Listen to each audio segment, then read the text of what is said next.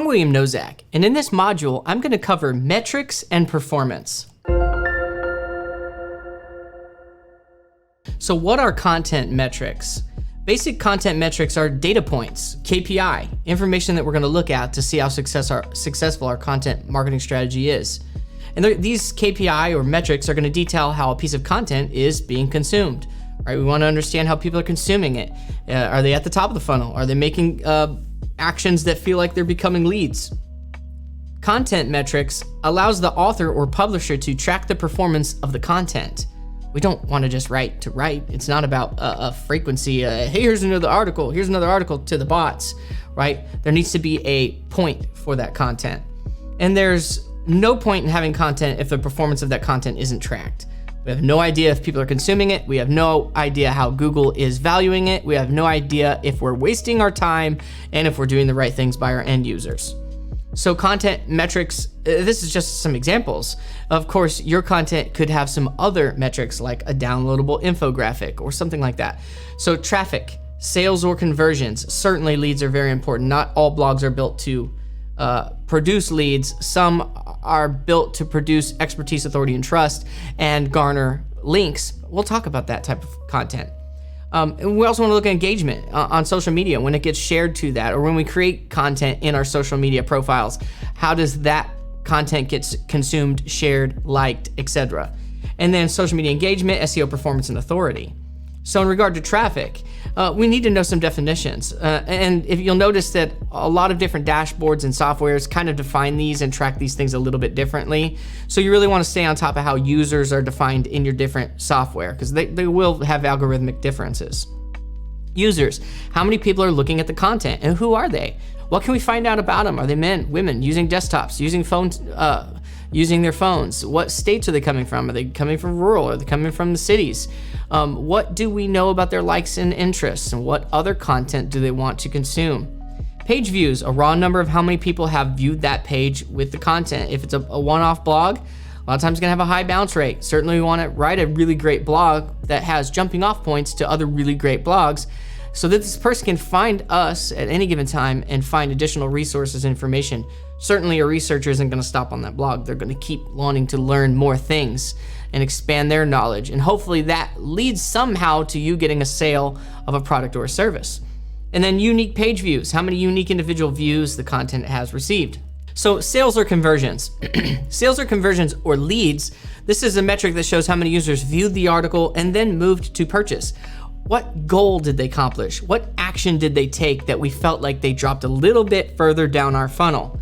So this metric reveals conversion rates, which is the number of sales divided by the number of total viewers here, or clicks over leads. And really it's all an equation, impressions over clicks. And a lot of your software is gonna already provide this for you. Clicks over leads, leads over sales. These are all metrics that we wanna understand baselines.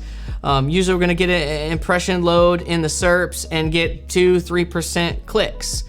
And then sometimes we get 50% of the clicks, 2 or 3% of those clicks. And then out of 100 of those clicks, we're gonna get like 2% leads. And then out of those 2% of leads, we get 100 of those leads, we're gonna get, 20, 30, 40% of the sales, depending upon how qualified they are. And maybe we don't get that. Maybe they all have to go right into our cold journey, and we have to warm them up, and very few of them are really ready to buy, because we're building this relationship with people through our content, but a lot of this content's gonna pick up people that don't know our brand, don't know our name, and we really have to establish that relationship a different way than, say, a word of mouth customer. So if you have 100 users and 2 leads, that comes to a conversion rate of 2%. Engagement, a simple metric which judges how effective a piece of content is. Engagement shows how well the content is connecting with users and readers. We want to look at like bounce rate and dwell time and how many average pages these people look at after they've read this piece of content. It might tell you that that piece of content is really good and we need to have other resources to accompany the experience on our website or on our social media channels. So social media engagement metrics can reveal how much the content resonates with social media users. You're gonna find that users consume content differently in Twitter, Twitter and Instagram and Facebook and Snapchat and LinkedIn. And so we really want to try to figure out how to fashion that strategy. You don't recreate the wheel. You find someone that's similar to you or doing it really well. Try those things, test them against your audiences, and then slowly iterate your own process and strategy. So SEO performance is one of those KPI and those metrics that you're always paying attention to. So knowing whether targeted keywords per page, your home page, your interior pages or your service pages, your landing pages, your blog pages, you're gonna have a whole bunch of different sets of pages, groupings of blog pages. We wanna know how all these things are doing against the keywords that we produce that content for. And so as we track these things in an Ahrefs or an EMResh software, we can really see how we're doing against the competition. It's all kind of market driven, how Google feels end users appreciate one piece of content versus yours.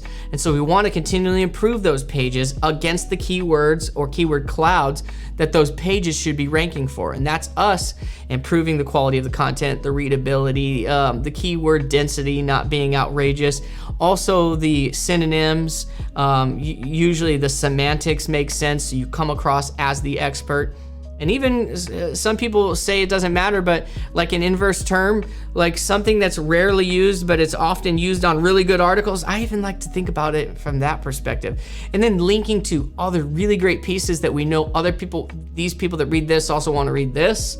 And then also, of course, having people internally linked to that resource shows another level of credibility. So content is new, topical, and relevant will have a higher performance. And not always the case when we keep things evergreen. We want to take an old post from a couple years ago, add a update date to it, add new information that really helps the bots to come back, re-index it. So we're looking at it from that way, evergreen, new content. These are good things. Certainly you don't want to read the SEO guide from 1919. But within the last couple years, it's all fairly similar, even though Google has continually, and different softwares have continually changed their algorithm. We want to always know where it's coming and kind of get a gauge and an idea, stay at the bleeding edge to where things are going. So we want to follow our performance, our optimizations, our keywords. How's our content and our website in general doing against those keyword clouds and those groups that we're targeting? Does our site have the authority to really target those keywords? Should we go at some lesser competitive keywords, win on those, get some traction, and then slowly beef up into that like a stair-step content strategy? So authority comes from internal links to other pages, making sure that we're linking relevant content that's horizontal, and even linking vertically to content that really should be, hey, this is the more authoritative piece of content. Pieces that are ancillary to one another, linking down to blogs that are additional resources. All of this creates this really good pyramid structure of content on our site. And of course, getting people to blog and write about our content and link to our content, all very important for authority. Again, that's metrics and performance. And if you need to go back and watch that, go ahead. If not, I'll see you in the next module.